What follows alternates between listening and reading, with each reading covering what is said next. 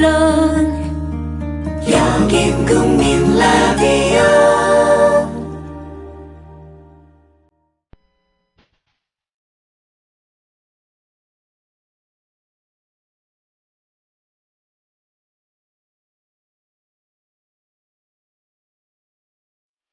정치평론가 이강윤의 오늘.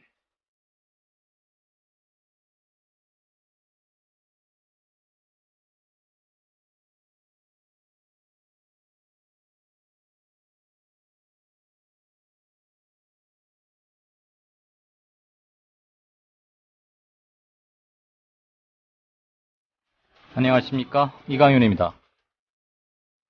6월 10일 화요일 시작합니다. 문창극 중앙일보 전 주필이 국무총리로 내정됐습니다. 언론인이니까 그가 쓴 글들로 그를 가늠하는 수밖에 없습니다. 2010년 9월 16일자 프레시안에 따르면 무상급식은 북한의 배급제를 떠올리게 한다. 공짜 점심이 실현된다면 도시락 싸가기 운동이라도 벌여야 한다. 무상급식 정책에 대해 빨갱이 딱지를 붙인 겁니다. 또 지난 2009년 5월 26일자 중앙일보에 쓴 컬럼 공인의 죽음에서는 당사자가 죽음으로써 자연스럽게 공소권이 상실된다고는 하지만 그렇다고 범죄가 없어지는 것은 아니다라면서 노 전 대통령 가족들이 박연차 전 태광실업 회장으로부터 돈을 받았다는 의혹에 대한 검찰 수사는 계속돼야 한다고 강조했습니다. 2009년 8월 12일치 뷰스 앤 뉴스를 보니 이런 말도 있더군요. 그해 8월이면 김대중 전 대통령이 사경을 한참 헤맬 때입니다.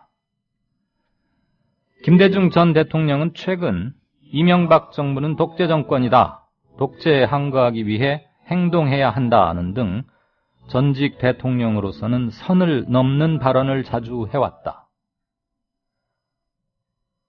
문창극 총리 내정자가 말하는 선이 무엇인지, 무엇가 선을 넘는 발언이라는 것인지 저는 잘 모르겠습니다. 잠시 후 시작합니다. 부장님, 대리운전은 뭐 부를까요? 아, 대리운전? 블랙박스 주는 1800-6606 대리운전이 있지 않은가? 아, 20회 이용시 블랙박스를 주는 1800-6606 블랙박스 대리운전이요? 그럼 검색창에 블랙박스 대리운전을 검색해보게. 홈피에는 다양한 사은품들도 있다네. 저기 부장님, 블랙박스 대리운전에서는 국민TV에 후원도 한다면서요. 자네도 블랙박스도 주고 후원도 하는 1800-6606 이용하게. 역시 대리운전은 1800-6606. 커피. 이제 아무거나 마시지 말자. 커피를 즐기는 사람들에게 질 좋은 한 잔의 커피는 하나의 권리입니다. 커피를 아는 전문가가 정성을 다한 로스팅으로 만든 제대로 된 커피. 제제 원두커피로 여러분의 권리를 누려보세요. 02-749-1002. 주소창에는 카페제제.co.kr, 그리고 검색창에는 카페제제를 검색하세요. 카페제제는 서울 용산구에 위치해 있습니다. 카페제제는 카페가 아닙니다. 커피 전문 인터넷 쇼핑몰입니다. 헷갈리지 마세요. 6월 10일 오늘 주요 코너별 저희가 만든 준비한 소식은 신임 국무총리와 국정원장 박근혜 대통령이 지명했고요. 관피와 척결하겠다는 정부 법안에 막상 전관 예우는 그대로 온존되어 있다는 것, 그래서 논란이 예상됩니다. 또 잠시 전인 오후 2시부터 광주 직할시에서 세월호 선언 재판이 시작됐습니다. 지난해 말 안녕들 하십니까? 라는 대자보로 전국 대학가에 큰 돌풍을 일으켰고 사회적으로 엄청난 반향이 계속됐었죠. 고려대학교에 현실 참여를 촉구하는 대자보가 또 붙었습니다. 파장이 적지는 않을 것 같습니다. 오늘 경제쟁점 시간에는 유가, 기름값, 그리고 환율 문제, 이건희 회장의 와병과 그로 인해서 더욱 승계 문제에 관심이 가고 있죠. 삼성그룹 지주 회사 만들 것인가 말 것인가 이런 것들 짚어보겠습니다. 진짜 인터뷰에서는 NLL 관련 어제 수사가 발표됐는데 이게 과연 온당한 판결인지 이런 것들 김익환 명지대학교 기록정보화학 전문대학원 교수 연결해서 얘기 좀 나누겠습니다.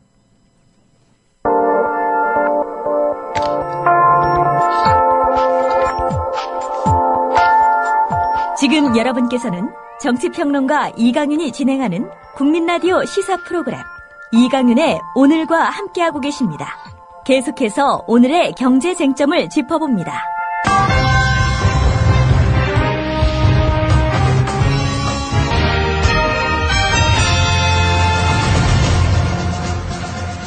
네, 길경식 기사 안녕하세요. 네, 안녕하세요. 주유소들 동맹 휴업한다고 어제 짧게 소식은 전해드렸는데 네. 왜 그렇게 정부하고 또 이러는지도 약간 궁금할 뿐더러 소비자 입장에서는 네. 원유 가격이 내려가도 그러니까 뭐 싱가포르 이런 데 국제 원유 가격이 내려가도 기름값은 잘 안 떨어져요. 그거 네. 오래된 질문인데 오늘은 좀 속 시원하게 쉬운 말로 조곤조곤 한번 좀 네. 짚어주세요. 일단 실제로 이 국제 유가 변동하고 현재 한국 주유소에서 판매되는 가격의 변동률을 비교를 해보면 주유소 판매 가격의 변동률이 훨씬 작게 나타나고 있습니다. 네. 그리고 특히 이게 유가가 오를 때는 주유소 가격이 거의 같이 올라가는데 떨어질 때는 이 하락폭이 훨씬 작게 나타나고 있습니다. 왜 그러는 거예요? 그러니까 이 주유소 유가를 구성하고 있는 여러 가지 요소들 중에 네. 그 가격의 변동분을 제대로 이게 흡수 반영하지 못하고 있다. 반영하지 않고 있는 요소가 있기 때문인데요. 그거는 뒷부분에서 한 번 더 어떤 요소가 있고 왜 그런지 한 번 더 설명을 좀 드리겠습니다. 그래서 정부에서는 어쨌든 이런 부분에 대해서 좀 대책으로 알뜰 주유소도 내놓기도 했었고, 다른 정유 업체들을 또 이제 투입시키겠다는 이야기도 있고 했었는데, 실질적으로는 거의 효과가 아직 나타나지 않고 있어요. 네. 말씀하신 것처럼 왜 이런 괴리가 생기는지 좀 구체적인 원인을 살펴보기 위해서 휘발유의 이 판매 가격의 원가 구조를 한번 분석을 해봤는데요. 휘발유의 판매 가격은 일단 원유가가 있을 거고요. 그 다음에 거기에 정유사의 마진이 붙고, 세금이 붙고, 대리점 마진이 붙고, 주유소 마진, 이렇게 구성이 되어 있는 상태에서 환율에 따라서 또 가격이 변동을 합니다. 아하. 그래서 2007년도에 이제 원유가, 그 다음에 국내 유가를 기준으로 해서 이게 가격이 이 각각의 요소들이 얼마만큼 상승을 했는가를 한번 좀 분석을 해봤어요. 네. 그랬더니 2007년도를 기준으로 원유가는 한 160%가량 상승을 했고, 환율 요인으로 인해서 한 120% 이상 상승을 했고, 정유사가 정제 마진을 이제 늘리면서 이게 또 105%, 세금이 늘어나면서 이게 또 105% 정도 상승한 것으로 나타난 반면에, 대리점이나 주유소의 마진은 오히려 좀 더 악화가 된 것으로 나타나고 있어요. 그러면 그 주유소 사장들 허우대는 멀쩡해도 실은 별로 많이 돈 못 번다 이런 얘기처럼도 그런 얘기가 실제적으로 계속 좀 나오고 있는데 그게 처음에는 좀 엄살이 아닌가 싶었는데 실제적으로 주유소가 몇 천 개 단위로 늘어났습니다. 알뜰 주유소를 도입을 하면서. 그래서 이게 실제적으로 주유소 마진에 조금 영향을 미치고 있는 것 같고요. 그럼 정부 이번 대책이 또 헛다리 짚는 거 아니냐 이런 소리 당연히 나오겠네요. 물론 이제 정부에서 이야기하는 것처럼 주유소들이 가짜 석유를 사용하는 부분에 대해서 단속을 하는 것도 물론 중요한데 말씀하신 것처럼 지금은 유가를 잡는 부분에 있어서는 거의 이게 또 헛다리가 아닌가 싶은 생각이 드는데요. 그래서 궁극적으로 이 유가 문제란 걸 해결하기 위해선 위에 이제 가격 변동 요인 중에서 특히 원유가라든지 환율 같은 부분은 일단 여기 정유업체에서 할 수 있는 부분이 아니다 보니까 그거는 차치하고라도 대기업인 정유사들이 자신들의 마진을 이제 자기들 마음대로 정하고 갑의 위치에서 정유사들이 마진을 마음대로 정하고 주유소나 대리점들로부터 이 부당이익을 챙기는 것들에 대해서 먼저 통제를 좀 해야 될 필요가 있다라는 겁니다. 근데 지금 이런 힘있고 좀 로비력이 있는 업체들은 놔두고 아무래도 작고 영세한 주유소들부터 먼저 이렇게 하는 게 조금 선후 관계가 정책의 도입의 선후 단계가 이게 좀 잘못되지 않은 것인가. 그래서 근본적으로는 어쨌든 정유사라든지 주유소, 정부, 시민단체, 전문가 등으로 위원회를 구성해서 이런 아까 말씀드렸던 구성 원가에 대해서 분석을 해서 그때그때 각각의 마진은 어느 정도, 이 가격에 대해서 뭐 환율에는 어떻게 반영하고 이런 것들에 대해서 합리적인 선을 정해서 이 선을 지키도록 해야지만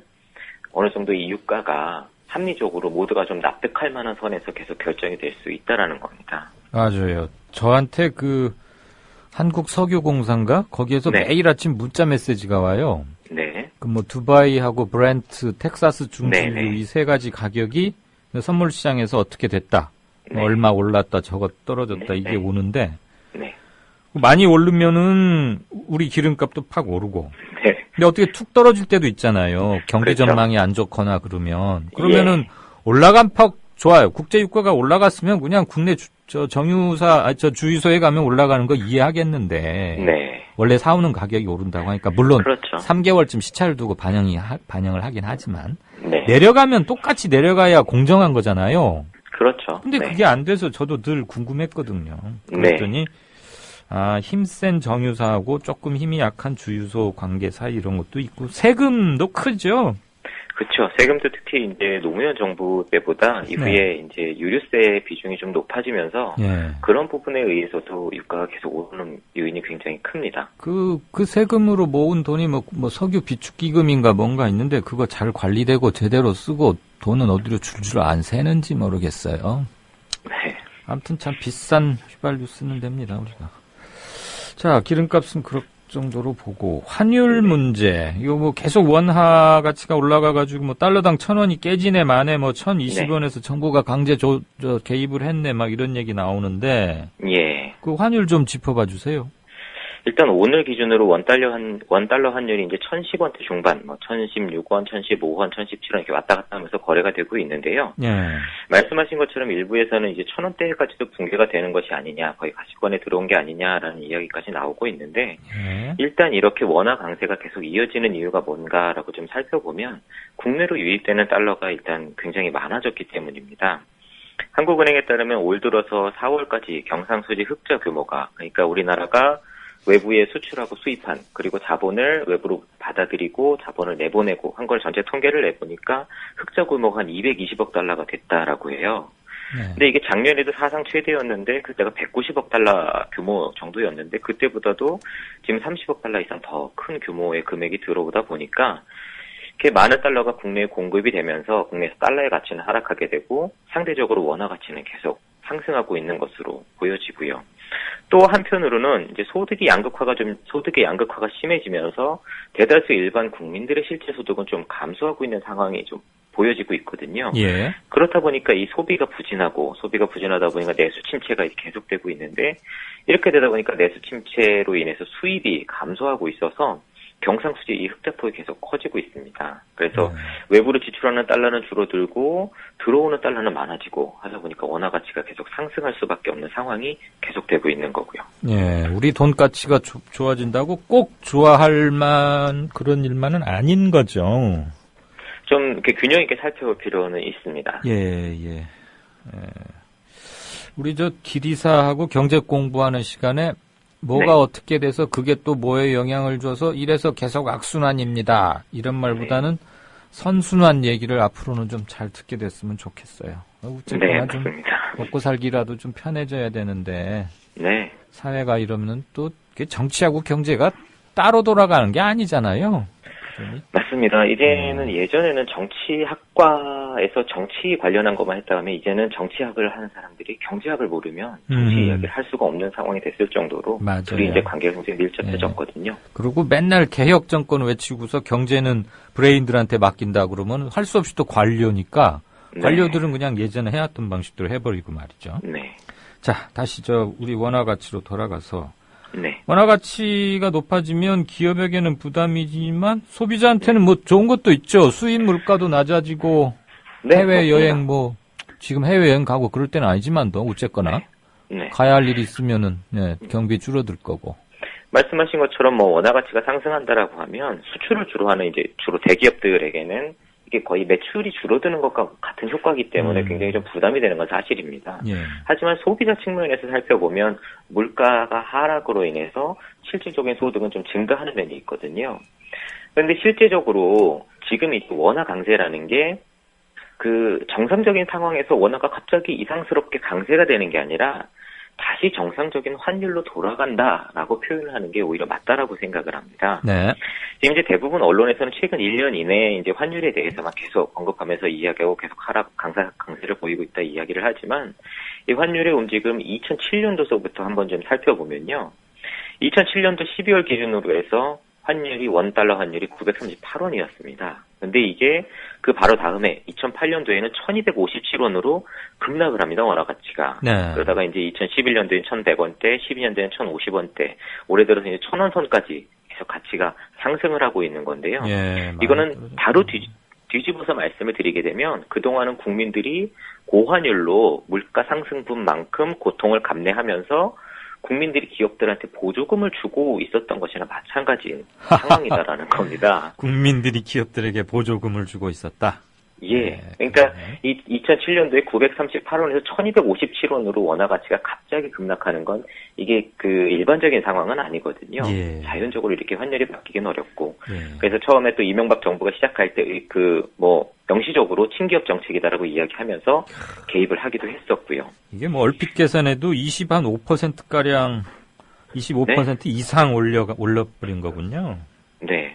그 일부 이제 뭐 대기업 연구소나 이런 데에서 환율과 관련해서 이제 10원 정도 환율이 가치가 상승하게 되면 몇 천억 원 단위에서 이제 기업에게서는 그 이익의 감소하는 효과가 나타난다라고 이야기를 하고 있는데 네. 지금처럼 200원 이상 이렇게 가치를 띄워줬다는 건 국민들이 기업에게 보조금을 몇 조 단위로 줬다는 이야기거든요. 예. 어쨌든 지금 네. 외환 당국이 거의 환율에 대해서 뭐 구두 개입 정도 선에서 그치고 있는 상황인데 네네. 겉으로는 이제 이에 대해서 내수가 좀 침체되고 하다 보니까 물가 하락을 위해서 지켜보는 중이다라고 말은 하고 있지만 실제로는 지난번에 이제 오바마가 방한을 했었잖아요, 지난달에. 네. 근데 그때 직접적으로 한국의 이제 외환 개입에 대해서 경고를 했습니다. 너무 자주 이렇게 좀 가입을 하지 말아라라고 지적을 받았기 때문에 실질적으로 그런 부분에 있어서 또 외환에 이 간섭하기가 좀 쉽지 않은 상황인 것으로 보여지고요. 어쨌든 전체적으로는 환율이 지금 비정상적으로 강세가 되고 있다라고 보기보다는 비정상적이던 환율이 다시 정상화되어가는 과정이다라고 보는 게 더 합리적인 시선이 아닐까라는 생각이 좀 듭니다. 박근혜 정부에서 비정상이 정상화되는 것도 하나 있기는 있군요. 그렇네요. 또 말씀드리고 보니까. 길 이사님, 그나저나 네. 말이에요. 네. 2007년에 938원이었는데 네. 이명박 정부 취임하면서 1257원으로 확 이듬해 올라갔잖아요. 거의 네. 7, 8% 되던데. 네. 그럼 그동안 고환율 정책을 유지하면서 그 혜택은 삼성전자나 현대자동차 같은 수출 대기업들이 다 누렸던 거 아닙니까? 맞습니다. 그리고 예. 국민들은 다 고통 분담했고요. 예, 맞습니다. 그러면 그동안 한 5년 동안 고환율 정책으로 대기업들이 받았던 이익의 상당 부분을 국가경제 차원에서 이건 환수를 하거나 네. 뭐 이런 정책을 이제는 취해야 되는 거 아닙니까? 그 경제 정책적인 측면에서 봤을 때는요. 네. 일단 이게 임시적으로 기업의 경쟁력 향상을 위해서 고환율 정책과 외환에 간섭하는 정책을 할 수도 있습니다. 예. 중요한 건 뭐냐 하면 환율을 이렇게 개입을 해서 조정을 해줬을 때 기업들이 그때 이제 그 어떤 여유가 좀 생기는 부분을 가지고 기술 경쟁력이라든지 혁신, 기업의 혁신을 통해서 글로벌 경쟁력을 갖춰서 어떤 국가 경쟁력이 도움이 되는 성장을 해야 된다라는 거거든요. 그런데 안 하고 현금을 쟁여만 두고 있잖아요. 그렇죠. 그리고 환율을 다시 정상화시키면 기업들 힘들다라고 우는 소리만 그래요. 한다라는 겁니다. 그리고 일자리도 안 늘리고. 맞습니다. 이건 문제가 있죠. 근데 이런 부분에 대해서 이렇게 좀 분석적으로 합리적인 비판이나 어떤 이런 것들이 전혀 정부 차원에서 이루어지지 않고 있고 네. 오히려 아직까지도 뭐 명시적으로 이야기는 하지는 않고 있지만 친기업 정책이 계속되고 있는 거나 다름이 없는 것으로 좀 보여져서 이런 부분이 좀 안타깝습니다. 볼 때마다. 개인적 안타까움을 떠나서 이건 우리 경제의 구조에 직접 영향을 미치는 것뿐만 아니라 서민들 살림살이에 직결되는 거 아닙니까? 국민들이 글쎄 삼성전자나 현대자동차에 보조금을 줄 필요까지는 없는 거 아닙니까? 네. 그 정도 해줬으면 됐지.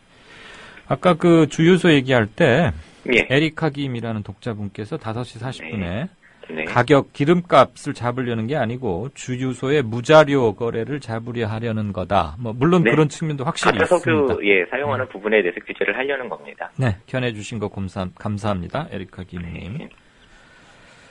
원 환율 얘기하다 보니까 좀 또 욱해지려고 하네요.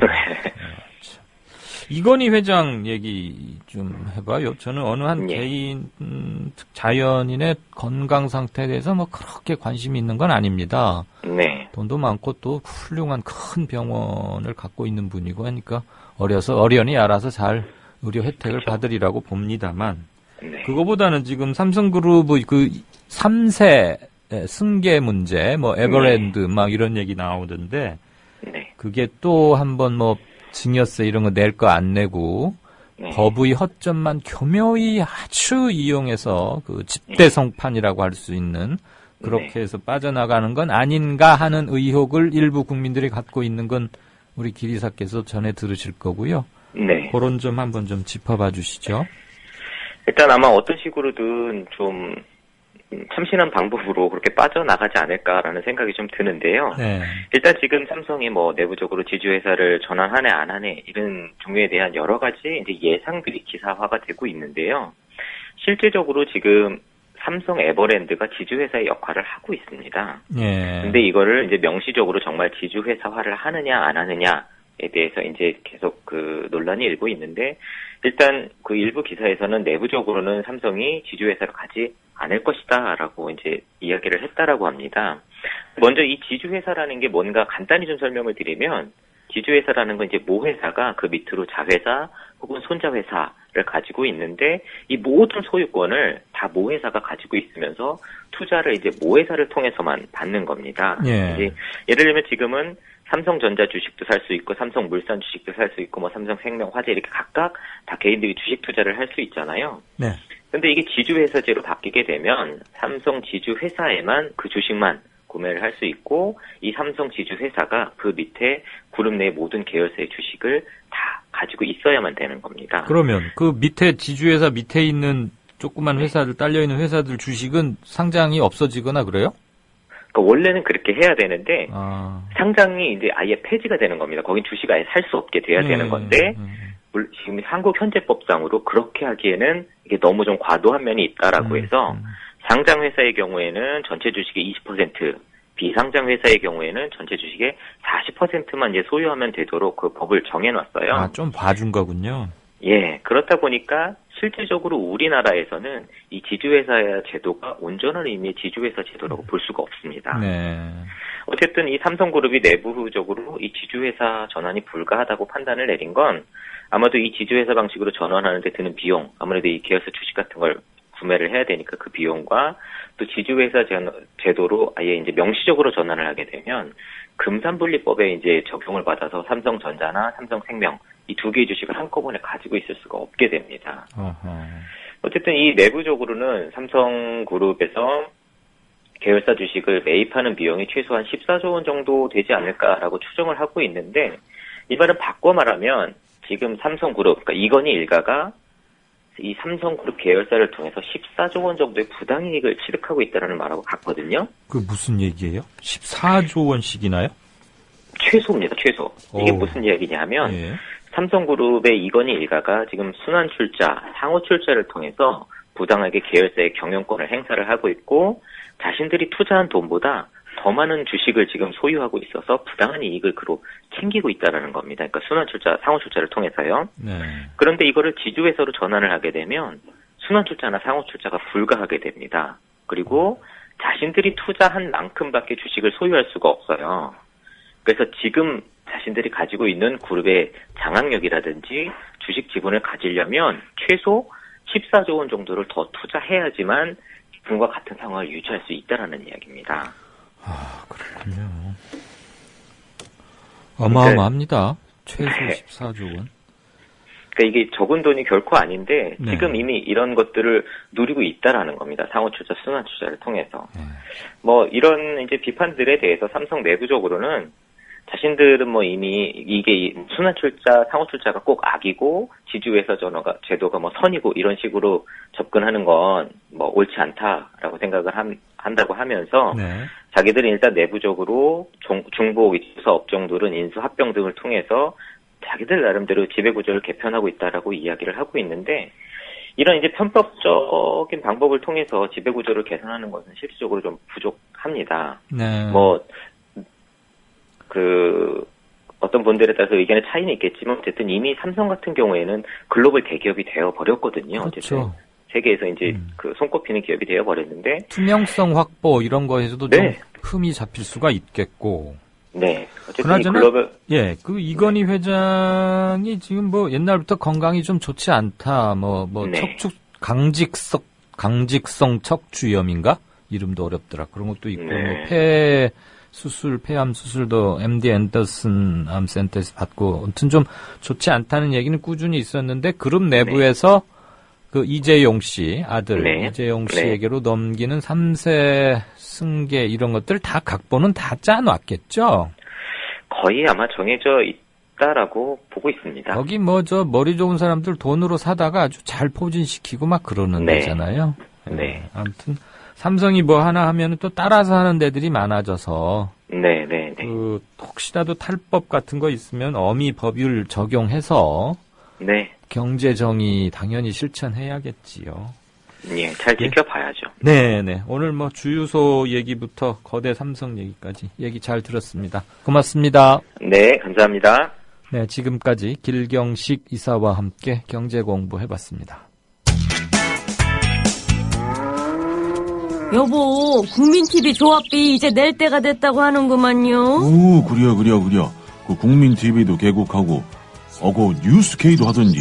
달달이 11,000원 내는 거 맞죠? 11,000원만 내지 말고 좀 더 혀. 이 새싹이 돋아날 때는 물을 충분히 줘야 하는겨. 아이, 근데 인터넷으로 하려니까 보통 어려워서 뭔. 공정 언론을 꿈꾸는 미디어 협동조합 조합원이 해야 할 일. 조합비 납입입니다. 매달 고정 납입 어려우신가요? 월요일부터 금요일까지 아침 9시부터 저녁 6시까지 서울 전화 3144-0933, 3144-7737로 전화하세요. 사무국 요원들이 친절하게 안내해드리겠습니다. 서울 전화 3144-0933 또는 3144-7737. 여기는 진짜 언론, 미디어 협동조합입니다.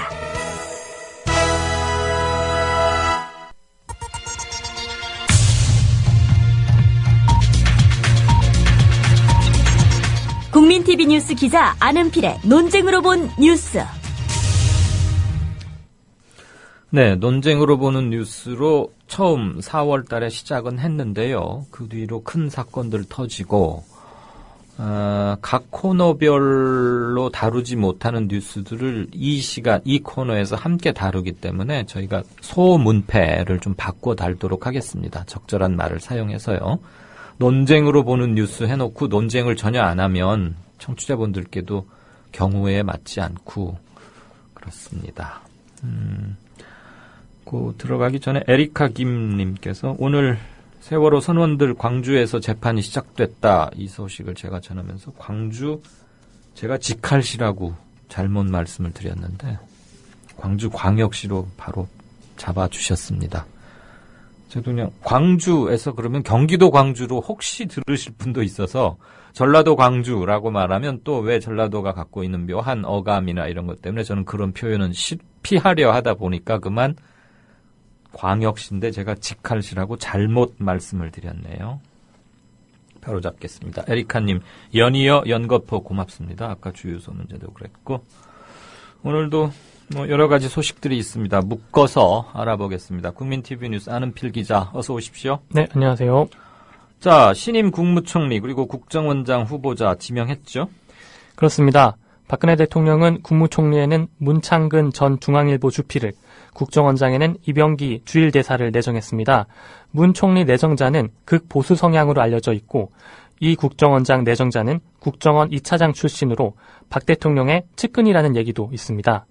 박지원 새정치연합 의원은 문 총리 내정자에 대해 전직 대통령께 막말을 일삼던 실패한 언론인이라며 국민통합, 국민개조를 부르짖는 박근혜 대통령께서 극우 보수 논객인 문창극 총리 후보를 지명한 것은 국민 분열, 국가 퇴조를 가져오는 인사로 극우 꼴통 시대를 여는 신호탄이라고 비판했습니다.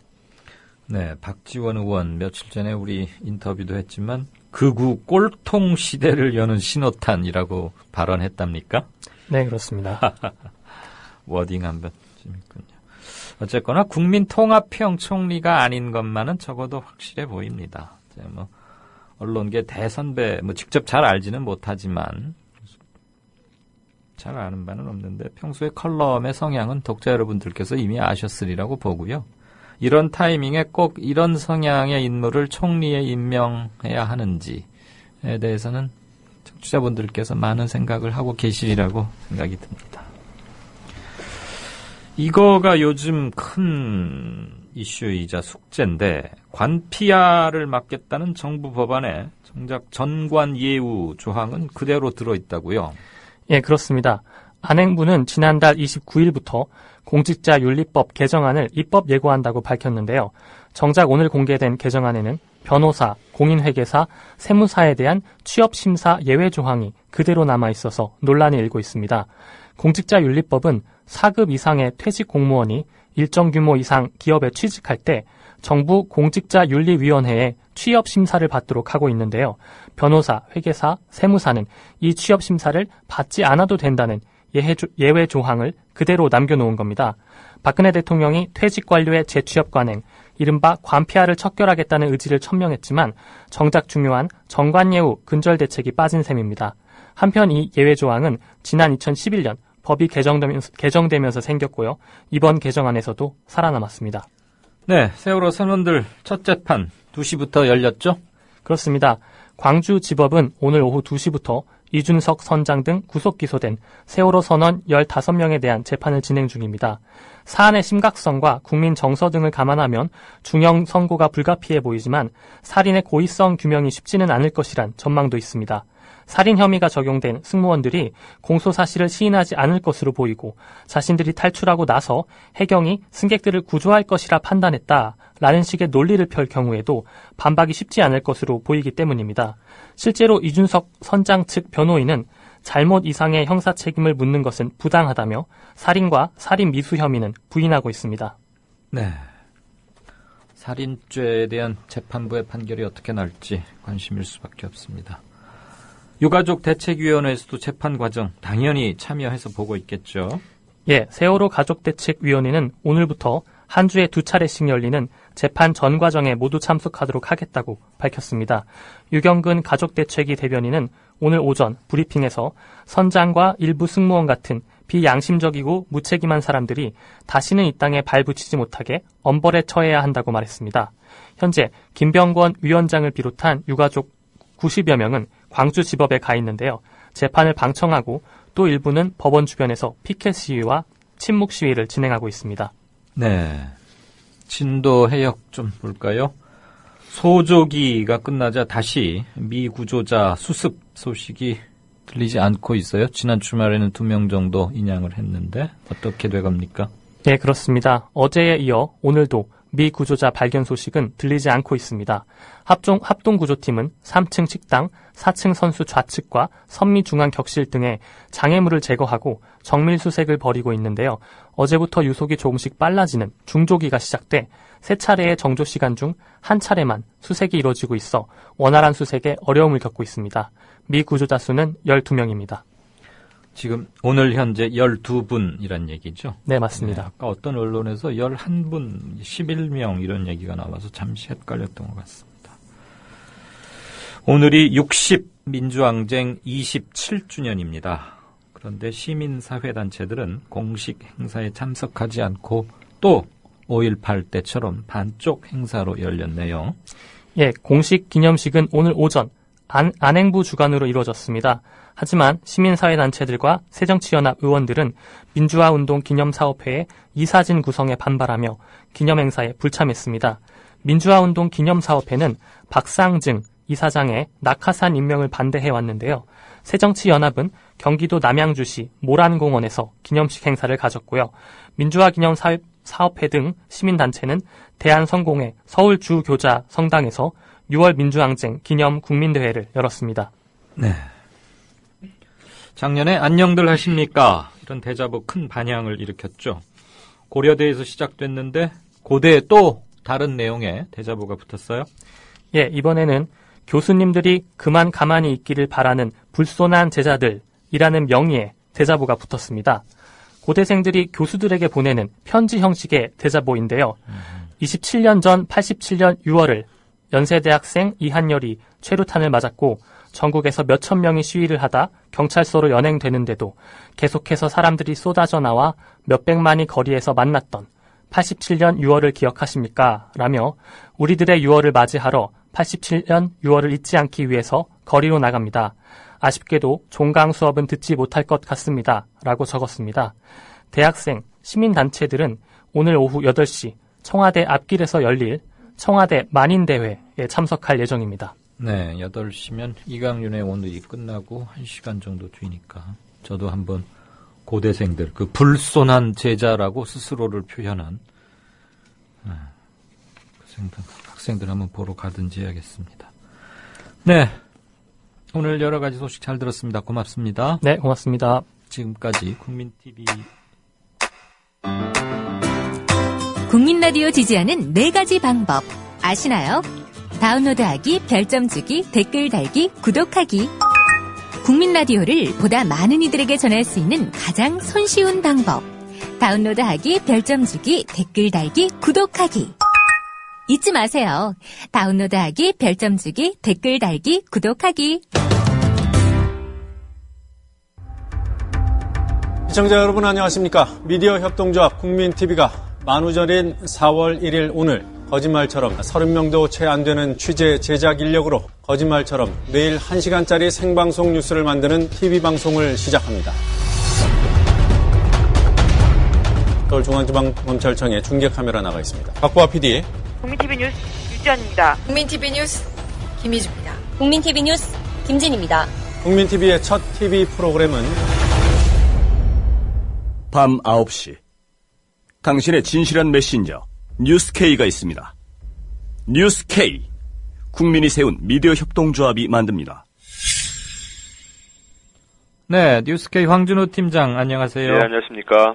오늘은 뭡니까, 톱뉴스가? 예, 저희가 그 톱뉴스를 이것저것 준비했는데 굉장히 큰 뉴스, 문창극 주피를 이게 나와가지고 뭐 이것도 어쨌든 하기는 해야 될 것 같고요. 저희 오늘 일단 톱뉴스는요. 그 밀양에 중계 카메라를 보내서 내일 오전 6시경에 행정 대집행이라고 그 밀양 송전탑 반대 농성하고 있는 분들을 끌어내겠다는 그런 그 상황을 현장 중계 카메라를 연결해서 알아볼 생각입니다. 거기 지금 상황이 심각한 모양이더군요, 오늘 오후부터. 아주 심각한 것 같고, 예를 들어서 경찰들은 자기들의 그 집행하는 장면을 언론들한테 다 공개하겠다라고 해서 비표도 나눠주고 있고, 그런데 마치 오늘 경찰이 기자들한테 협조를 받아합니다 해가지고 A4 용지 한 장을 나눠줬는데 그걸 읽어보니까 무슨 군사작전 하듯이 하고 반드시 자기들을 마치 종군 기자들처럼 자기들을 반드시 따라와야 보호를 받을 수 있다 이런 식으로 하고 있는 정말 이게 어느 시대인지 그게 전장인가 하는 착각을 할 정도로 그런 그 협조 요청을 했더라고요. 그럼 얼마나 무자비하게 진압을 할 거길래 졸졸졸 안 따라오고 독자 동선을 택하다가 다치면은 책임 못 진다 이 소리예요? 예, 그렇습니다. 그 일종의 경고 협박일 수도 있고요. 그래서 저희는 독자적으로 움직이고 독립적인 원래 전쟁터에서도 인베딩 프로그램이라고 졸졸졸 따라다니는 거는 요즘에 그 독립 언론들은 안 하는데. 예. 그나저나 밀양 할매들 걱정입니다. 예, 아이고, 걱정입니다. 지금 극단적인 선택도 불사하겠다 이런 말씀을 하고 계시는데요. 날도 굉장히 덥고. 뉴스K 참 언론 독립군 노릇 잘합니다. 그 열악한 중계 장비로 말이죠. 몸으로 때워야 되는데 우리 조합원들 그리고 시청하시는 분들은 그 카메라 이면에 있는 여러분들의 힘듦, 고생, 그리고 밀양 분들의 애환, 호소, 절박함 다 용해돼서 전달되리라 믿고 싶습니다. 예. 그리고 오늘 6월 항쟁 60항쟁 27주년인데요. 오늘 오전에 서울시청 시민청이라는 곳에서 정부주관의 행사가 열렸는데요. 네. 민주화운동 기념사업회 이사장을 친박 예. 사람으로 캠퍼스 있던 사람으로 내리는 바람에 지금 민주화운동 기념사업회에서도 완전히 보이콧하고 그 이사장만 현장에 참석했고 예. 박원순 시장이라든지 이런 분들도 다 가지 않았습니다. 예. 그리고 오후 5시에 따로 그 당시에 주역들이 민주항쟁 계승사업회에서 따로 했는데요. 그 상황을 전해드리고 이 낙하산 문제, 관피아 문제 사실 민주화운동 기념사업회 이사장을 무슨 관피아 이렇게 얘기하기는 좀 그렇지만 어쨌든 그것도 낙하산의 일종이고 자기 캠프에 있었던 사람 그래서 그런 문제를 좀 포커스를 맞춰서 살펴볼 생각이고요. 민주화 말씀 도중에 미안합니다만은 우리 청취자분들과 이 부분은 공유를 하고 싶어서요. 민주화운동 기념사업회야말로 6월 항쟁 이후에 민주화를 위해서 산화해간 분들을 메시고 그 정통성을 잇고 있는 거 아닙니까? 그렇습니다. 지금 그런데 이명박 정부 이어서 박근혜 정부 들어왔어도 그것을 뉴라이트 인사들로 채우고 있습니다. 박상정 이사장뿐만이 아니고 한홍기라고 상임이사에 내정된 연세대학교 81학번 학생 출신도 있고 한데 한때는 운동들을 했었죠. 그러다가 뉴라이트로 돌았던 사람들로 이거 좀 싹 바꿔치려고 하고 있는 겁니다. 그렇기 때문에 근데 지금 이게 국가 공식 인정 단체가 돼서 보수 단체처럼 나라 돈이나 받아먹고 못된 짓 하는 그런 관변 단체는 원래 아니었거든요. 그렇습니다. 근데 앞으로 지금 이런 식으로 물갈이를 하려 하는 것 때문에 이렇게 저항이 크고 내홍 상태인 겁니다. 그래서 이 민주화운동 기념사업회 이름이 그런데 민주라는 게 들어가는데 가장 반민주적으로 그 위에 사람들을 심고 그러다 보니까 이 직원들 일반 직원들은 다 돌아섰고요. 그 이사장을 따르지 않고 있고 오늘도 민주화운동 기념사업회 홈페이지에 한번 들어가 보시면 알겠지만 5시 행사를 공지해놓고 있습니다. 여기 지금 보통 심각한 문제가 아닙니다. 여기도. 그렇습니다. 그런 문제 그리고 오늘 6월 또 시민항쟁 이를 계기로 해가지고 대학생들이 세월호 관련 침묵 시위도 하고 아까 비가 엄청 쏟아질 때 그 와중에 시위를 하고 그런 장면도 제 카메라에 담았습니다. 그리고 한 가지만 더 말씀드리자면 그래서 오늘 박상정 이사장이 저희가 인터뷰를 시도했는데 좀 저희 기자들한테 아주 부적절한 행위를 하신 장면을 저희 뉴스케이를 보시면 보실 수 있게 됩니다. 행위? 그러니까 오디오와 비디오가 다 잡혔다 이 소리예요? 그렇습니다. 참, 그 노인이 점잖지 못하게 왜 그러시는지. 이따 3시간쯤 후에 뵙겠습니다. 9시 뵙겠습니다. 지금까지 뉴스케이의 황준호 팀장이었습니다. 6시 13분인데요. 아직 방송 시작한 지 43분밖에 안 됐는데 오늘 그 광고가 겹쳐서 나가는가 하면 제가 아는 필기자 이름을 끝나면서 소개를 하는데 그만 싱크가 더 붙여서 나가고 조금 산란스러우셨겠습니다. 앞으로 남은 몇십 분 동안은 정신 똑바로 차려서 할 거고요. 조금 사인이 안 맞았네요. 미안합니다. 아까 누가 그렇게 페더러. 테니스 선수 페더러? 요즘 실력이 별로라던데. 페더러님께서 지적해 주셨고. 내일은 태양. 그래서 이강윤 평론가 요즘 왜 이리 기운이 없으세요? 힘내세요. 어제도 어떤 분이 이렇게 써주셨던데 좀 점잖고 차분하게 하려고 하다 보니까 어제 그분은 메가리가 없다 이런 표현 쓰셨던데 기운 있습니다. 그리고 에피타프라고 영문으로 닉네임을 쓰시는 분 지금 우리 여기 팟빵.com 여기 게시판에도 쓰시고 뭐라 그러죠? 전 이걸 잘 구분을 못 하거든요. 그 핸드폰에 이렇게 에피소드 다운받고 후기 적는 그런 것도 있잖아요. 거기도 이거하고 같은지 다른지 모르겠는데 에피타프께서 이분은 꼭 자판에 문제가 있나 봐요. 영어로 쓰시는데 오늘 11시 23분에 오전 박근혜 대통령이 강고한 자기의 기존의 국정 운영을 앞으로도 유지할 것이고 김기춘을 지금 타이밍에서는 바꿔치기나 그런 거 없이 꾸쭉 갈 것 같다 이러면서 자기 견해를 밝혀주셨습니다. 아마 영어가 편하셔서 그런지 아니면 외국분인지 잘은 모르겠는데 늘 이렇게 정성스럽게 견해를 여기저기 남겨주셔서 고맙고요. 제대로 잘 소통이 안 돼서 지금 특별히 말씀을 올립니다.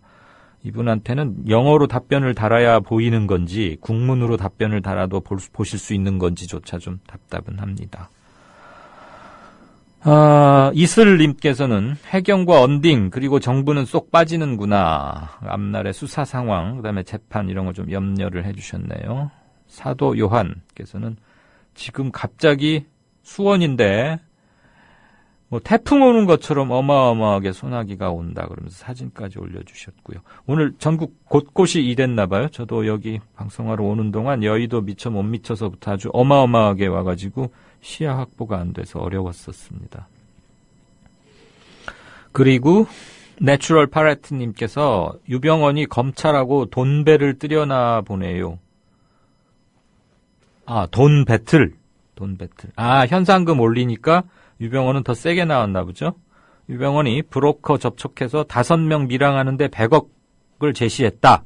이런 정황이 포착됐다고 연합뉴스에 1시간 전 기사를 캡처해서 함께 올려주셨습니다. 와, 6억 뭐 이러니까 야 나는 그냥 100억 낼 테니까 5명 어디 실어다 줄래? 밀항을 어디로 할까요? 한다면?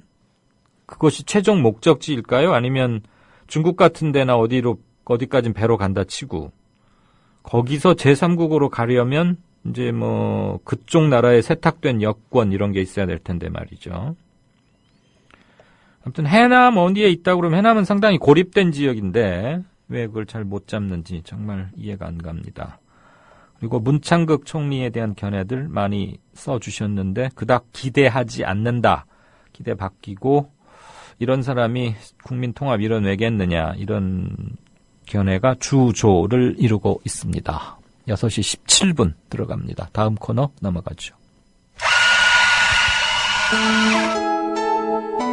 조합원을 위한 만남의 공간 국민카페를 아시나요? 질 좋은 원두로 만든 커피 그리고 다채로운 음료는 기본이고요. 각종 공개방송 우리 사회의 건강한 지식인이 펼치는 따뜻한 특강이 펼쳐지고요. 그러나 저 목사님이 신도들 많고 믿으십시오 할 때라든가 정부의 논법은 믿음의 문제가 아니고 특히 이 안보는 하나의 수리자 학이다. 즉 과학이라고 얘기를 했습니다. 특히 차재민, 김민기의 DD쇼가 열리고요. 지금은 굉장히 자유인 같은 자유롭고 내가 한 시민으로서 내가 어떤 말이든 할 수 있는 사회가 됐으면 좋겠고 서울 마포구 월드컵로 37 미디어 협동조합이 세운 카페 국민카페로 여러분을 모십니다. 이강인의 오늘 이제는 정가 산책으로 함께합니다. 정치권 동향 생생하게 풀어드릴 분은요. 한국일보 양정대 기자 안녕하세요. 네, 안녕하세요. 자, 얼마 전에 YTN 플러스인가 사장이 저기로 가더니 문창극 네. 중앙일보 주필 기자들 전성시대입니까? 진짜 최근 들어서 기자들이 지금 중요한 자리를 꿰차고 들어가는 사람들이 많아졌죠. 저기도 있었다. 윤창중, 민경욱. 네. 웃지 마세요. 오늘 중앙일보 전 문창극 총리 후보자 내정과 관련해서 정치권에서도 사실 새누리당 의원들이 있어서 네. 오늘 아침에 청와대에서 몇몇 의원들한테는 귀뜸이 있었던 모양인데요. 네. 사실 여당 의원들도 거의 몰랐던 것 같습니다. 이번 인사와 관련해서 지난번에 안대희 전 총리 후보자 지명할 때는 그래도 몇몇 언론들이 함합형과 관련해서 이런 취재가 좀 가능했었는데 예상했던 사람 중에 하나였잖아요, 그때는. 그랬었죠. 그런데 이번에는 사실 전혀 함합형에 오르지 않았던 인물이 지금 선택이 된 거예요. 글쎄요. 말씀하신 대로 기자들이 최근 들어서 굉장히 많이 지금 중요한 직책을 맡게 되는데 아무래도 소통이 부족하다. 불통, 독선의 이미지 이런 것들을 좀 불식시켜 보려는 나름의 자구책이 아닌가 싶긴 한데요. 과연 몇몇 중견 언론인들을 중요한 자리에 배치한다고 해서 그 소통의 문제가 해소되는 건지 그건 좀 의문입니다. 네. 기자들 전성시대인데 양정대 기자도 이러다가 어디 또 가는 거 아닌가 모르겠네. 제가 갈 수 있을까요? 이병기 국정원장, 네네. 뭐 안기부 국정원 2차장 출신이기도 하고 잠시 주일대사로 나가 있었지만 여기까지는 뭐 예정된 수순? 뭐 의외의 인사는 적어도 아닌 거죠. 그렇죠. 이병기 주일대사가 오늘 이제 국정원장 후보자에 내정이 된 거는 사실 뭐 예견된 인사였다 이렇게 말씀을 드리는 게 맞을 겁니다. 네. 박근혜 대통령의 외교 안보 이쪽 관련한 그 조언그룹 중에서 사실은 이병기 지금 후보자 같은 경우는 가장 최측근이다 이렇게 평가를 받는 사람인데요. 네. 2007년 대선 후보 경선 당시에 그때 이제 한나라당이었죠. 대선 후보 경선 당시부터 사실은 박근혜 대통령이 정무적인 판단까지 믿고 의지할 정도로 뭐 핵심 측근 중에 한 명입니다. 외교관 출신인데요. 정통 외교관 출신이긴 하지만 정치권에 일찍 들어왔었고요. 네. 정치권 들어온 뒤로 이 국정원에서 당시는 안기부였죠. 그 안기부에서 2차장을 하면서 사실은 정무 감각과 또 정보에 관한 그 능력을 인정받았고요. 그래서 이회창 전 뭐라고 불러야 됩니까? 이회창 전 대표가 대선 후보에 출마했을 때 사실은 특보로 굉장히 적극적인 역할을 했고요. 2007년, 그러니까 2005년에 이제 박근혜 대통령이 한나라당 대표 시절에 정치권으로 다시 여의도 연구소 고문으로 이제 발탁을 하면서 깊은 친분을 맺었었고요. 이번 같은 경우는 거의 예견된 인사였다 이렇게 말씀을 드릴 수 있습니다. 개혁을 요구받고 있는 국정원 적임자라고 보십니까? 그렇게 보기 힘들죠, 사실은. 그러니까 만약에 적임자다 이렇게 평가를 받으려면 사실은 박근혜 대통령의 측근이 가는 게 아니고 국민들이 저 사람 정도면 국정원을 좀 뭔가 새롭게 바꿔낼 수 있겠다 이런 평가가 나와야 되는 것 아니겠습니까? 네. 이게 지금 그동안 이제 국정원 개혁과 관련해서 박근혜 대통령이 매번 내놨던 주문이 이른바 셀프 개혁이라는 거였는데 과연 셀프 개혁이 가능하겠느냐 이제 이런 지적들이 많았었죠. 그래서 남재준 원장 시절에 그 문제가 굉장히 논란이 됐었는데요. 이번 이병기 후보자 같은 경우도 사실은 박근혜 대통령의 최측근이라는 점에서 보면 어떻게 보면 최근에 이제 김용판 전 서울경찰청장에 대한 법원의 판결도 그렇고 그 과정에서 검찰이 혐의 입증을 위해서 별다른 노력을 하지 않았다 이런 비판도 굉장히 많이 쏟아지고 있는 이런 상황들을 종합해 보면 국정원 개혁 문제는 사실상 박근혜 대통령의 임기 중에는 국민적인 요구를 받드는 개혁은 사실상 무건너 갔다 이렇게 보는 게 맞겠죠. 국무총리에 대한 평도 그닥 통합형은 아니다 실망하는 곳이 많고 국정원장 신임 국정원장도 국정원의 본질적 정치 개입 문제를 뜯어고칠 사람으로는 부족한 거 아니냐 이런 평을 지금 우리 양 기자도 하고 있고 다른 견해들도 그런 게 많습니다만 이번 육사 선거의 민심 결과를 상당히 청와대에서 자신 있게 드라이브 쪽으로 해석하고 있는 건 아닌가 하는 생각은 좀 드네요. 그렇죠. 그렇게 봐야 맞을 겁니다. 육사 지방선거 끝나고 나서 박근혜 대통령의 국정원 영조가 그렇게 그닥 바뀌지 않을 거다라는 말씀을 드렸던 것 중에 하나는 그러니까 국가 대개조라고 이제 명명한 이거를 이 약속을 안 지킬 거다라는 얘기가 아니고 실제로 그거를 하겠다고 나서면서 그 과정에서 지금까지 보여왔던 불통과 독선의 그런 양상과 크게 달라지지 않을 거다 이런 말씀을 드렸었는데요. 이번 인사를 통해서도 사실은 거의 극명하게 드러난 것 아닌가. 일단은 그렇게 지금 현재까지는 그렇게 볼 수밖에 없을 것 같습니다. 그렇참. 자, 그건 그렇고요. 새누리당 서청원 의원도 오늘 이제 당권 도전 선언했는데 친이계 좌장이자 미스터 쓴소리 요즘 아주 트위터고 그러던데 이재호 의원이 동석했어요? 또 뿌리가 같아서 그런가요? 뭔가요?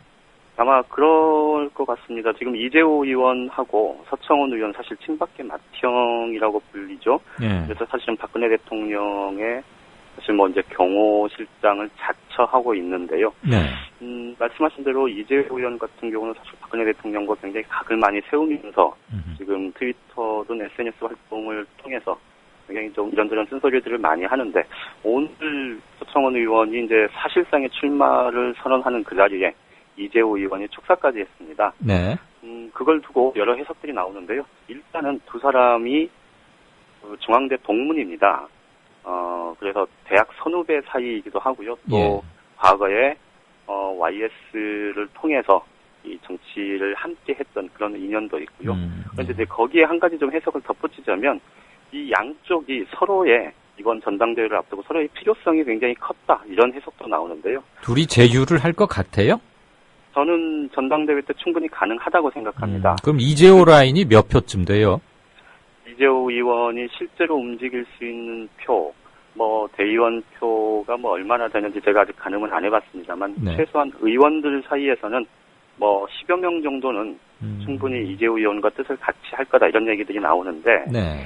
이게 이제 두 가지 의미가 있습니다. 하나는, 서청원 의원 같은 경우는 친박 색채가 너무 짙어서, 사실은 김무성 의원과 맞대결을 하는 구도에서 김무성 의원은 좀 개파를 좀 두루 아울러서, 넓은 고른 지지를 받는다, 이런 평가가 나오지 않습니까? 네. 그러다 보니까 이제 그 이른바 비주류 친이계 쪽하고 어떤 좀 이렇게 통로가 있어야 될 텐데 그 통로를 좀 이재호 의원을 통해서 좀 찾는 측면이 강하고요.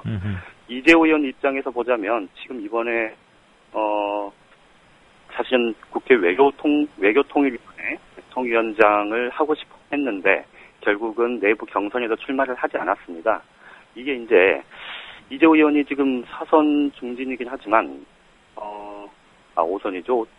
5선 중진이긴 한데 예. 그런데 그 상임위원장을 단 한 번도 못했어요. 근데 왜 그랬냐면 그 중간에 그러니까 상임위원장을 보통 3선 정도에 하는데 예. 그때 이명박 정부의 핵심 실세 아니었습니까? 예. 그러다 보니까 이제 외부로 정무장관도 하고 이런 특임장관도 하고 이러면서 이제 밖으로 돌았는데 그러면서 내부에서는 지금 어쨌든 중진으로서 자기의 역할이 필요한 시점인데 그 역할을 할 만한 그런 당내 동력이 지금 많이 형성돼 있지는 않은 상태입니다. 그래서 이번에 서청원 의원과의 제휴를 통해서 그 친이계, 이른바 비주류의 좀 좌장격으로 다시 한번 좀 자기의 입지를 붙이는 쪽으로 그렇게 지금 방향을 잡고 있는 것 같고요. 그 점에서 보면 김무성 의원과는 원래 이재호 의원이 별로 사이가 안 좋습니다. 네. 그래서 그렇게 가지는 않을 것 같고 서청원 이재호 조합은 충분히 가능해 보입니다. 알겠습니다. 기자 전성시대 잘 들었습니다. 양정대 기자. 예, 고맙습니다. 네, 지금까지 한국일보 양정대 정치부 기자였습니다. 대선 닷새전인 지난해 12월 14일 새누리당의 부산 서면 유세. 지원 유세에 나선 김무성 당시 총괄선대본부장이 2007년 남북 정상회담 당시 노무현 전 대통령의 발언이라며 준비한 쪽지를 3분간 읽었습니다. NLL 문제는 국제법적인 근거도 없고 논리적 근거도 분명치 않습니다. 남측에서는 이것을 영토로 주장하는 사람도 있습니다.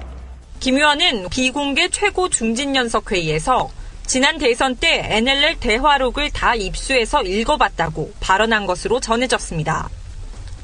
다시 대선 당시 부산 유세 현장으로 가본다. 나는 북측의 대변인 또는 변호인 노릇을 했고 NLL 문제는 국제법적인 근거도 없고 논리적 근거도 분명치 않습니다.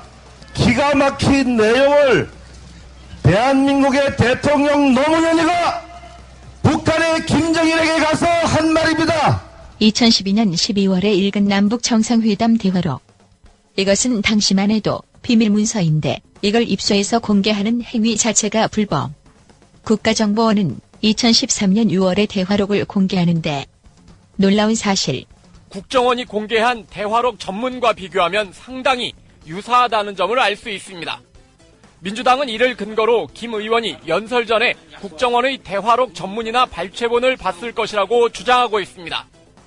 이에 대해 김 의원은 발언하셨다는 내용이 최근에 국정원 발표록하고 굉장히 유사하죠. 그거는 나는 모르는데. 저희가 확인해보니까 거의 똑같더라고요. 그거는 왜 그러는지는 모르겠어요. 하여튼 그 중요한 거는 서면 유세에서는 그 남북 정상회담 당시 이야기를 되게 울분에 차셔서 하시잖아요. 근데 그 내용이 사실은 최근에 그 공개된 국정원 발표록하고 굉장히 흡사하다는 거죠. 뭐 흡사할 수도 있죠. 예. 그러면 국정원 발표록을 보셨다는 말씀이신가요? 아니, 봤어요. 왜 자꾸 그렇게 유도질문을 하나. 과연 김무성원이 어떻게 알고 저 말을 했을까라는 것이죠. JTBC에 출연한 신경민, 새정치민주연합 최고위원. 그 발언을 지난번에 공개된 103페이지짜리 전문하고 대조를 해보면은 토시까지 다 맞습니다. 물론 김무성 의원이 그 이후에는 자기 발언이 법률적 정치적 문제가 있다는 판단을 하고 지금 입을 다물고 있기 때문에 경위를 저희들이 알기는 어렵습니다만은. 노무현 전 대통령과 김정일 북한 국방위원장의 정상회담 대화록을 유출한 새누리당 김무성 의원이 검찰에 의해 무혐의 처분을 받았습니다. 공공기록물 관리법 위반 혐의로 고발돼서 지난 1년 가까이 검찰이 수사를 했었는데 공공물기록법 관리법에는 업무 처리 중에 알게 된 비밀을 누설한 자를 처벌하게 되어 있습니다. 그렇지만 김무성 의원은 정상회담과 관련한 업무를 처리하는 당사자가 아니다라는 이유로 무혐의 처분을 내렸습니다.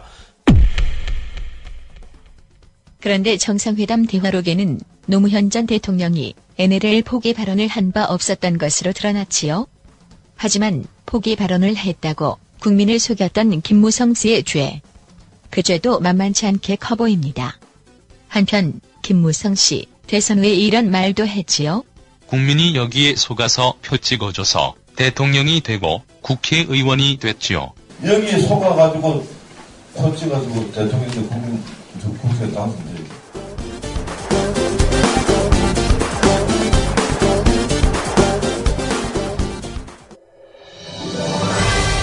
이광윤 정치평론가 모시고 살펴보도록 하겠습니다. 이광윤 정치평론가 나오셨습니다. 이광윤 정치평론가와 함께 전망을 좀 해보겠습니다. 이광윤 정치평론가 나오셨습니다. 기자 출신 정치평론가 이광윤의 오늘. 발등이 가려운데 구두 위를 긁는 일은 적어도 없도록 하겠습니다. 길 잃은 대한민국의 나침반이 되겠습니다. 이광윤의 오늘 5시 반 저녁길 시사 프로그램 이광윤의 오늘. 정치평론가 이광윤이 함께하는 국민라디오 이광윤의 오늘.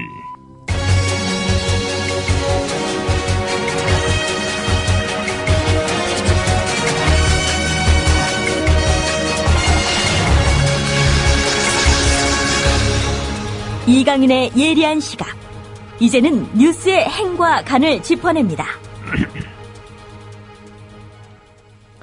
네, 행간 한 건 준비했습니다. 들어가기 전에 5초만 말씀드리죠. 아까 그 이한열, 오늘 뭐 그 육시방쟁 날이기도 하니까 교문 앞에서 직각 발사된 최루탄에 맞고 쓰러지고 부축하던 그 유명한 장면.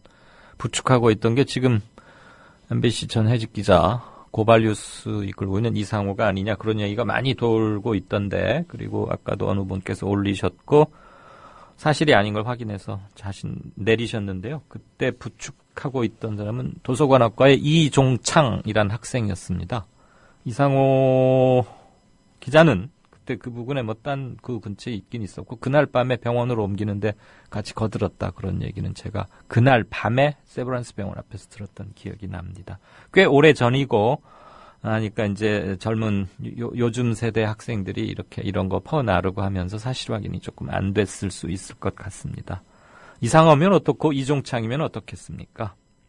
아무튼 그랬고요. 지금 들으신 대로 김무성 의원의 NLL 관련 발언, 검찰은 어제 무혐의 처리했지만 정치적으로는 전혀 그렇지 않다고 봅니다. 이렇게 빼도 박도 못하는 명백한 증거가 있을 뿐더러 토시까지도 같은, 이게 뭘 말하겠습니까? 이러니까 새로운 수사팀, 특검을 얘기하지 않을 수가 없는 거죠.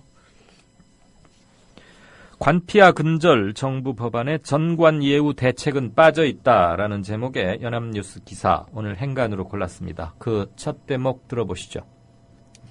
세월호 참사의 원인으로 지목된 민관 유착을 뿌리 뽑기 위해 정부가 추진하는 공직자 윤리 법안에 변호사 등의 전관 예우 취업을 차단하는 대책은 빠져 논란이 일 것으로 보인다. 현행 공직자 윤리법에 따르면 4급 이상 퇴직 공무원은 일정 규모 이상 기업에 취업할 때 정부 공직자 윤리위원회의 취업 심사를 받아야 한다. 취업 심사 결과 공무원의 퇴직 전 5년간 소속된 부서와 취업 예정 기업 사이에 직무 관련성이 있으면 취업이 제한된다. 그러나 지난 2011년 법이 개정되면서 변호사, 공인회계사, 세무사에게는 예외가 적용됐다.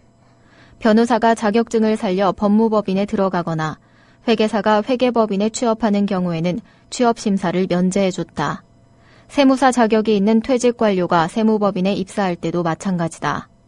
고위 판검사가 퇴직 직후 로펌에 취업해 고액 연봉을 받는 관행, 이른바 전관예우의 제동장치를 완전히 없애버린 것이다. 네, 지금이 어느 때입니까? 왜 관피아 얘기가 나오고 있죠? 두말할 필요 없이 세월호가 우리에게 남긴 상처 중에 고질적인 관료주의의 문제점, 이번에는 없애자고. 적어도 거기에는 박 대통령이나 국민들이나 크게 이번에는 없애자 하는 부분에 대해서는 말이죠. 이견이 없다고 봅니다. 우리나라 공무원들 특징 한번 볼까요? 지시, 감독, 그리고 접대 받는 겁니다. 간단히 줄일게요. 줄이는 과정에서 약간의 과장이 있다는 것은 너그럽게 양해를 부탁드립니다. 지시만 합니다. 불러다가. 대통령이 총리 불러서 왜 저 태풍 오는데 재난대책 잘 하라고 그랬더니 말이야. 우째 이런 일이라고 김영삼 당시 대통령이 1994년 태풍 그 이름이 뭐였더라? 왔을 때 중앙재해대책본부에 들어서자마자 한 말이 그거였어요. 제가 그때 출입기자여서 기억해요. 어째 이런 일이 잘 하락했더니 뭐 했노? 그러면서 화냈어요. 당연히 뭐 화낼 만한 일이죠. 그러고는 끝이에요. 그러면 중앙재해대책본부장은 부본부장 부르다가 어째 이런 일이 잘 하락했는데 뭐 했노? 그럼 질책받은 그 사람은 또 밑에 부학 해서 자 무슨 저 태풍 맞은 그 군청 군서기한테까지 갑니다. 너희들은 뭐 했는데 태풍 올 거 뻔히 알면서 준비 안 하고 있다가 왜 이리 작살이 난 거야? 지시만 합니다. 일하는 놈 한 놈도 없어요. 놈이라고 하고 싶어요. 분노 때문에. 감독합니다. 이제 감독 지시해놓고 감독하러 나가요. 딱 뒷짐지고 가서 잘들 하고 있나? 뒷짐지니까 배도 좀 더 불룩 나오겠지요. 거드름 피고 갑니다. 그럼 감독 받는 사람은 머리 조아리고 그저 잘 보이려고 눈에 보이는 쪽만 동선 미리 딱 짜놓고 거기만 이쁘게 해놓습니다. 아이고 애 많이 썼네. 그 없는 예산으로 욕받다. 다음번에는 좀 챙겨줄게. 예 감사합니다. 멀리 오셨는데 뭐 조촐하지만 저 저녁상 봐놨습니다. 그래 그럼 가볼까. 가면 뭐 진수성찬에 뭐 예쁜 여가씨들도 불러놓고 뭐 하고 하겠죠. 우리나라 공무원은 그렇게 40년간 살아왔어요. 굴림해 왔어요. 그러니까 행정 서비스를 제공하는 택도 없습니다.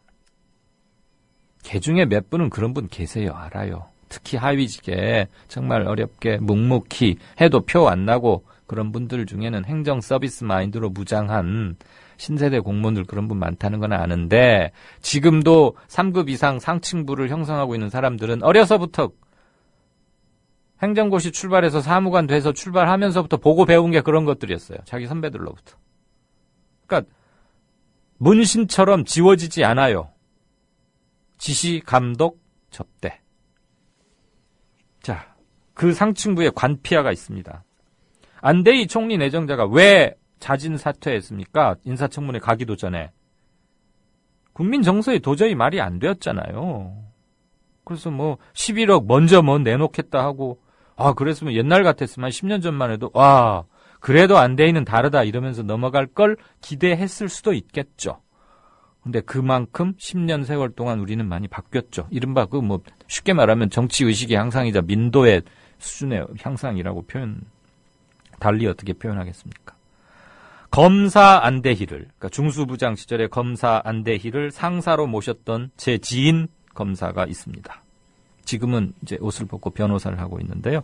안대희 낙마소동 이후에 저하고 밥을 먹다가 그 친구가 이런 말을 하더군요. 이름을 대면 굉장히 유명한 변호사예요. 그리고 노무현 정부 때 얘기도 있었고 그런데 진중한 이 친구 변호사의 말이 안대희 전 대법관의 경우에 정말로 진심이었을 것이고 몰라서 그걸 다 공개했을 거라고 자기는 본다. 그래서 무슨 얘긴고 그랬더니 대법관 출신이면 말이에요. 전관예우 거기서 조금만 부지런히 움직이면 적극적으로 사건 수임하려고 하고 그러면은 대법관 마치고 나면 첫 해 1년이나 1년 반 동안 한 100억쯤 올린답니다. 그게 변호사들 사이에서는 속닥속닥 자기들끼리는 하는 말이랍니다. 이 방송을 들으시는 분 중에 변호사도 물론 계실 겁니다.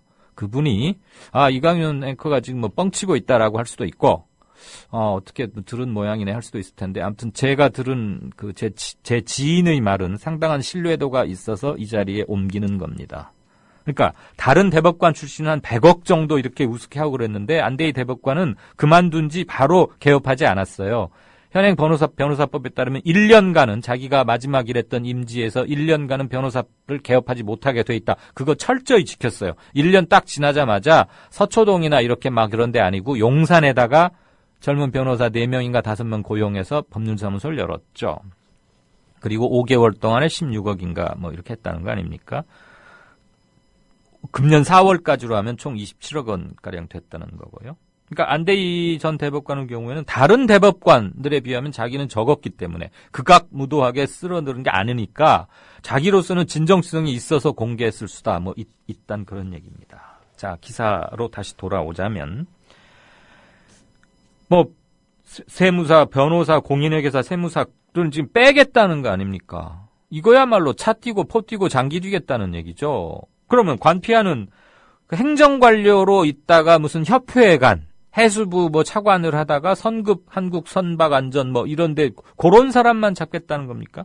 이거야말로 한 20%쯤만 수술하겠다는 얘기입니다. 공인회계사 분식회계 많이 해줬죠. 대우그룹 등등등. 지금 STX에도 그런 얘기 나오던데. 세무사 뭐 말할 필요 없고요. 세리들이 퇴직하고 저기 가서 세무 이거 봐주고 합법적 탈세 방법 일러주고 뒷돈 받고 오죽합니까? 그 다 줄줄이 새는 세금입니다.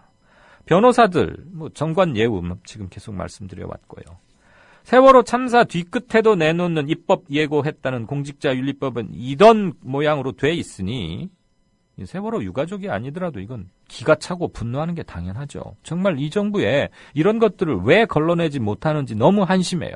이건 보수나 진보하고는 전혀 상관없는 거 아닙니까? 새누리당, 야당 뭐 합의할 것도 아니지 않습니까? 이건 상식 아닙니까? 상식. 버젓이 이거를 입법 예고를 할 만큼 후안무치하거나 무식하고 무지하거나 모르쇠거나 그 말고는 도저히 이해해줄 수가 없습니다. 규탄합니다. 그리고 야당이 이런 것들 매섭게 어떻게 꼬집어낼지 다시는 이런 시도조차 못하게 버르장머리를 고쳐야 한다고 생각합니다. 야당 이 법안 어떻게 처리할지 주목하겠습니다. 오늘 행가는 이것으로 마칩니다. 여보, 국민TV가 개국했는데 월 10,000원씩 내야 하는 조합비 어떻게 내라는 거예요? 그 자동적으로 출금할 수 있도록 하면 되잖아요. CM에서 신청해요. 국민.tv 미디어 협동조합 홈페이지를 통하면 되는 거죠? 아빠하고 엄마하고 나 모두 다 조합원이잖아요. 그러면 우리 집은 3만 원 내야 해요? 꼭 그렇지는 않아. 가구 전체가 조합원이면 아빠만 대표로 내도 돼. 김용민입니다. 10,000원도 좋습니다. 그러나 자라는 꽃과 나무에 물을 더 주는 심정으로 자발적인 추가 조합비 납입을 해주셔도 감사하겠습니다. 우리의 꿈 아직 진행형이잖아요.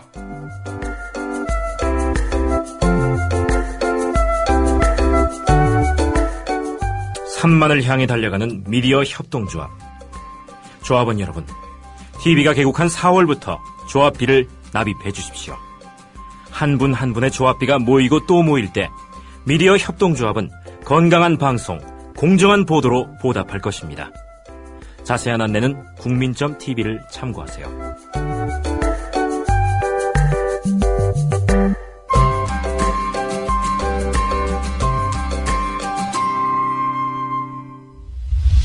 지금 여러분께서는 정치평론가 이강윤이 진행하는 이강윤의 오늘을 듣고 계십니다. 이강윤의 오늘은 팟캐스트 포털 팟빵에서 다시 들으실 수 있습니다. 의견과 건의가 있으시면 게시판에 남겨주세요. 네, 진짜 인터뷰. NLL 공개에 관련해서 어제 검찰이 약식 기소했죠. 기록 전문가인 김익한 명지대학교 기록정보과학 전문대학원 교수님 만나보겠습니다. 안녕하십니까? 네, 안녕하십니까? 네, 오래 기다려주셔서 감사하고 죄송합니다. 네네. 어제 당연히 기사 보셨겠지만 청와대 통일비서관이었던 새누리당의 정문헌 의원과 달리 김무성 의원 등은 관련 업무의 담당자가 아니므로 비밀 누설의 주체가 아니다. 그러면서 무혐의 기소를 하지 않았죠. 네네. 이거 타당한가요? 저는 전혀 타당하지 않다고 생각하고 있습니다. 네. 이미 언론에 당시에 보도가 많이 됐듯이요. 특히 김무성 의원 같은 경우에는 유세를 하면서 발언한 내용이요. 회의록과 너무 많이 유사했죠. 네. 그러니까 타인의 이야기를 듣고 회의록의 내용을 발언했다고 일반적으로 생각하기는 쉽지가 않습니다. 그래서 김무성 의원이 회의록을 보지 않았다는 것을 검찰이 입증하지 않는 한은 지금처럼 무혐의 처리를 하는 것은 납득하기가 쉽지가 않습니다. 그렇군요. 어제 저희가 이 판결 나오자마자 일보를 전하면서도 조금 의문이 들었던 사항이라 다시 여쭤본 겁니다. 네. 교수님, 그러면 업무 담당자가 아니므로 비밀 누설의 주체가 아니라는 법조문은 그러면 좀 문제가 있는 거 아닐까요? 네, 그렇습니다. 네. 그러니까 지금 그 두 가지 차이는 말이죠. 네. 비밀 기록을 보고 누설을 했으면은 이제 기록관리법 위반이 되고요. 죄가 되는 거고. 예, 그 기록을 보지 않고 다른 사람의 이야기를 듣고 누설을 했으면 죄가 되지 않는다는 것이거든요. 네. 그런데 그 해석은 법리적으로는 가능한 해석인데 제가 아까도 말씀을 드렸듯이 김무성 의원이 비밀 기록을 보지 않았다는 입증을 하지 못했다는 거예요. 그렇죠. 그런데 정황적으로는 기록을 보고 그것을 말하자면 연설문에 반영을 해서 연설했을 가능성이 높기 때문에 그 점에 대해서 이런 방구 언급 없이 그것도 검찰이 그런 수사 결과를 발표한 것은 납득을 할 수가 없고요. 또 하나는 말이죠.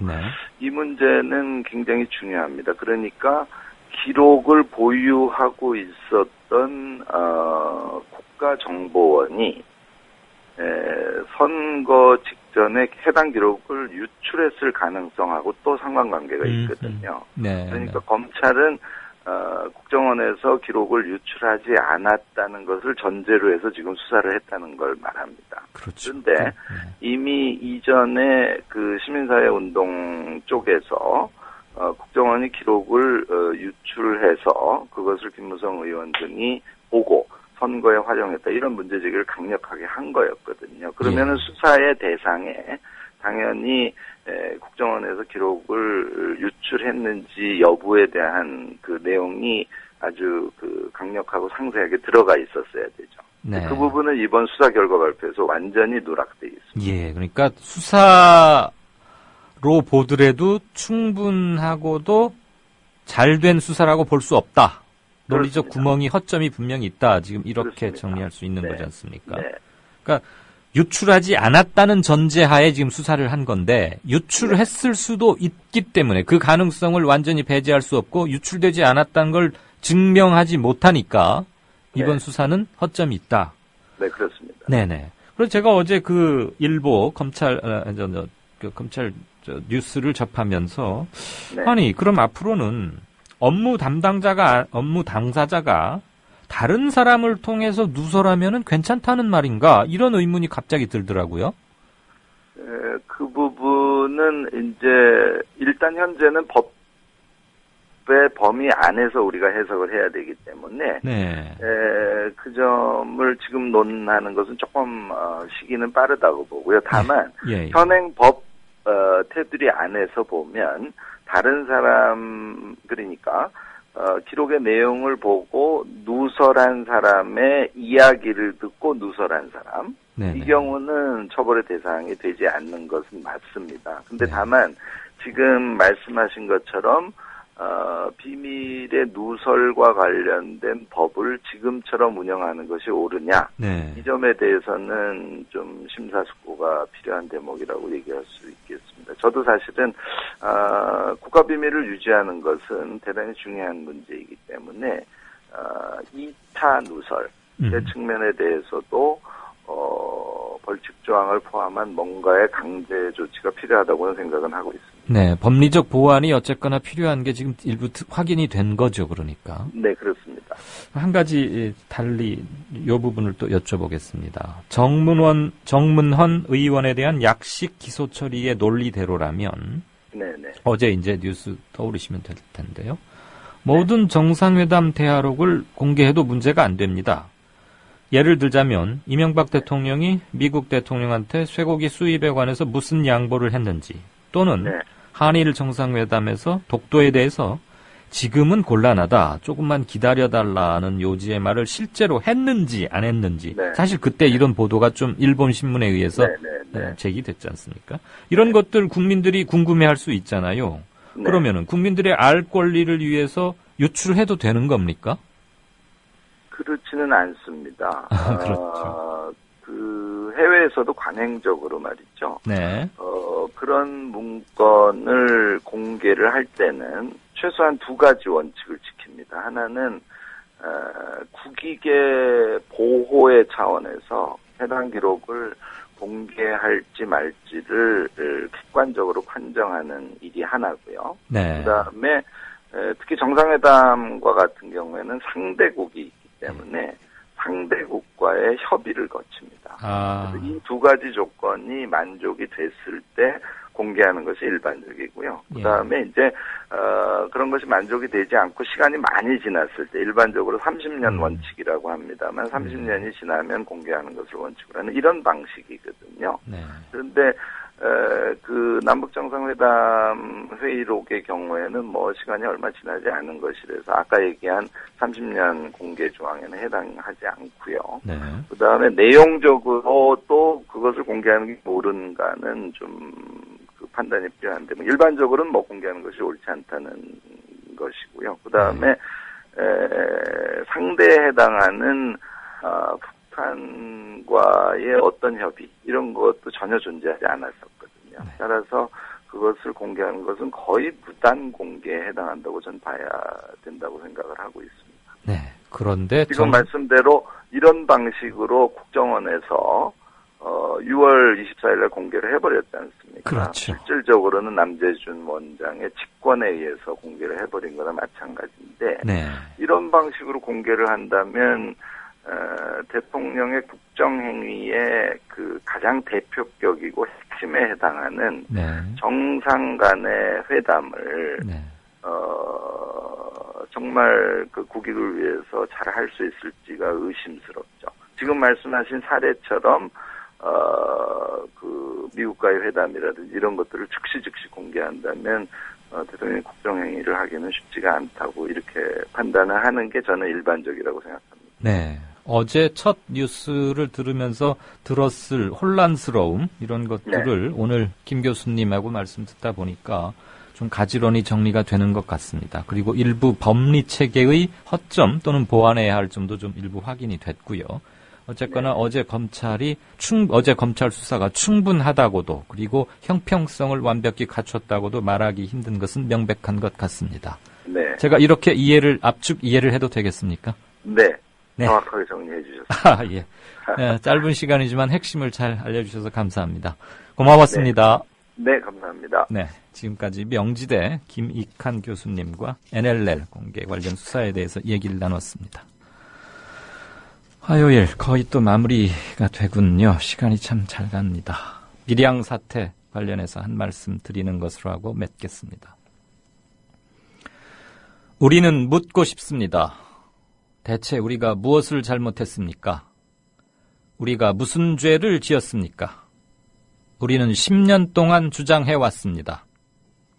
정말 이 765kV 송전탑이 필요한 것인지, 송전탑 노선이 왜 이렇게 그어져서 도저히 사람이 살 수 없게 만들도록 그어졌는지, 이 노선을 합리적으로 재조정할 수는 없는지 수없이 물었고 주장했습니다.